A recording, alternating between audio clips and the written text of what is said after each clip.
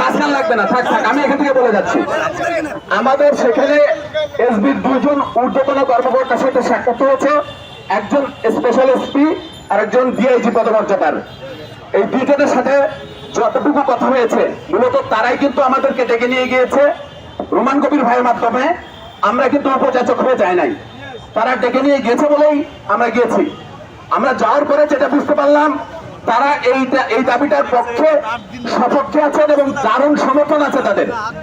এই যেহেতু তাদের সমর্থন আছে, তাই আমাদের এখানে 6 জনের প্রতিনিধি টিমের প্রত্যেকের কাছ থেকে তারা যৌক্তিকতা শুনেছে আলাদা আলাদা করে।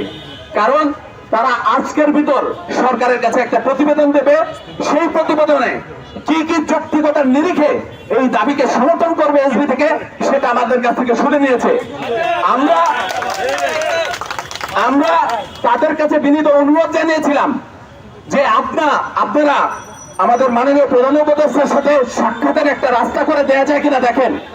কিন্তু এটা আমরাও জানি, আপনারাও জানেন, আইন শৃঙ্খলা বাহিনী এই ধরনের প্রোটোকলের আওতায় পড়ে না।